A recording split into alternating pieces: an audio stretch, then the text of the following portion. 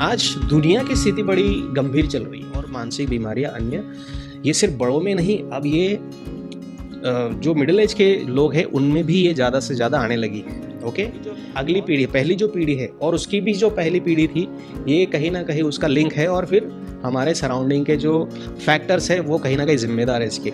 मन का जो प्रथमोपचार है वो कर लेना बहुत ही लाभदायक हो सकता है। ओके, 4 स्टेप्स में बताऊंगा, जरा सीक्रेट्स बताऊंगा आपको कि ये प्रोग्रामिंग दरअसल होती क्या है। जो मैंने अभी भी शब्द यूज किया है, ये प्रोग्रामिंग क्या है, एक दिन में बने या फिर एक साल में बने, ये ऐसी प्रोग्रामिंग होती है।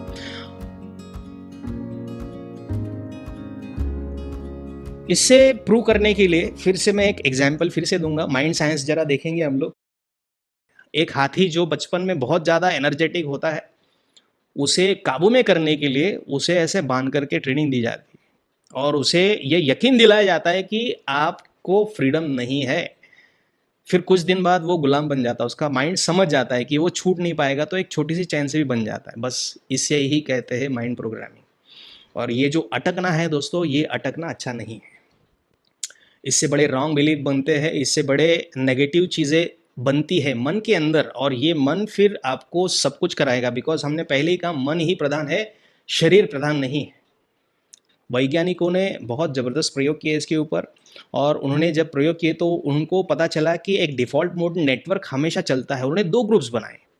एक ग्रुप में उन्होंने खाली लोगों को बिठा दिया, कुछ नहीं कर रहे, वो शांति से बैठे अपने अपने 10 लोगों को बिठा दिया। और दूसरी जगह उन्होंने 10 लोगों को बिठाया, उनको कहा कि आप कंप्यूटर गेम खेलो, आप ड्राइंग करो, आप मैथ सॉल्व करो, और दोनों के ब्रेन में वो लगा दिया इलेक्ट्रोड्स ऐसे।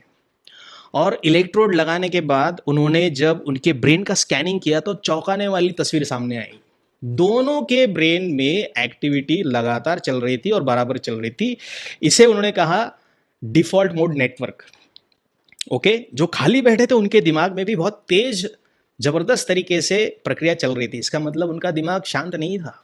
इसका रीजन एक भावनिक असंतुलन, वैचारिक चक्र जो है अपना ये चलना, ये कहीं ना कहीं उसके पीछे वो रीजन है। क्योंकि विचार चल रहे हैं, वो इलेक्ट्रिकल पल्सेस खट खट खट खट चल ही रहे, वो चल रहे हैं, फिर वो भावनाएं बनाते हैं। विचार आया, भावना बनी, भावना बनी, फिर वो शरीर पे असर करने लगी। ये चक्र चलता है, यही सीक्वेंस है उसका। विचार आता है, फिर उसकी भावना बनती है, और वो भावना फिर कभी कभी बहुत इंटेंस बनती है। तो दोस्तों, ये विचार हमारे अगर इस तरीके से हमें बहुत ज़्यादा परेशान करते हैं तो ये किसी काम के नहीं है। तो विचारों का संतुलन बने रहना बहुत ज़्यादा जरूरी है। तो ये भावनिक मस्तिष्क होता है हमारे अंदर, भावनिक मस्तिष्क होता है जो भावनाएं बनाता है हमेशा लगातार, और यही प्रबल है आज हमारे अंदर।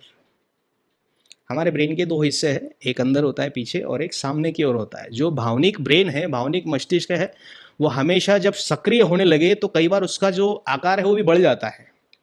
देखिए, प्रोग्राम बाहर घटाता, ओके, बचपन में हो या 2 साल पहले हो, 2 महीने पहले हो, बाहर घटाता, ये था इनपुट।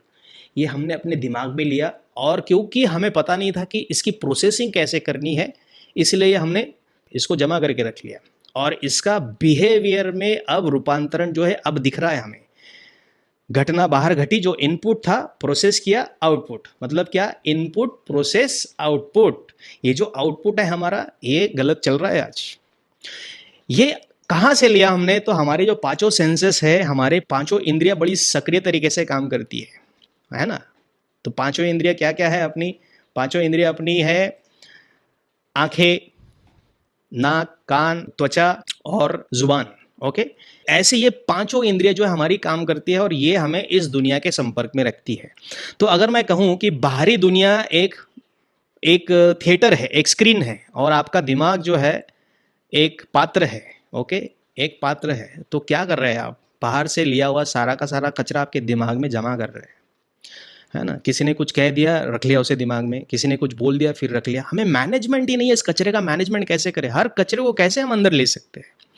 और ये इतना कचरा हम सीरियल से भी ले रहे हैं, सोशल मीडिया से भी ले रहे हैं, अपनों से भी ले रहे हैं, दूसरों से भी ले रहे हैं, और कई तो हमने पहले से लेकर के रखे। तो ये कचरा बैठा हुआ है दिमाग के अंदर, और ये कचरा इतना ज़्यादा हो चुका है कि अब ये सड़ रहा है, और ये सड़ने की बदबू ही कहीं ना कहीं ये stress, depression, anxiety, OCD, guilt, panic attack, स्लीप्स problem, negative thoughts, ये है दोस्तों। ओके, ये जिस दिन प्रोग्राम घटा था उस दिन आपको समस्या नहीं हुई, पर जब ये प्रोग्राम आगे चल कर के वैसे ही पड़ा-पड़ा ये सड़ने लगा अंदर, तो क्योंकि हमने साफ़ ही नहीं किया इसे। अब इसे साफ़ करना बहुत ज़रूरी है और हम बताएँगे आपको, टेक्निक बताएँगे किस तरीके से इसकी शुरुआत करनी चाहिए। तो ऐसी जब स्थिति होती है तो इसके लिए प्रथम उपचार ये बेस्ट तरीका है। यानी काउंसलिंग कर लेना चाहिए, किसी भी एक्सपर्ट के पास आप जा कर के, उसके संपर्क में जा कर के, क्योंकि ऐसी ही अवस्था में कितने दिन हम जिएँगे?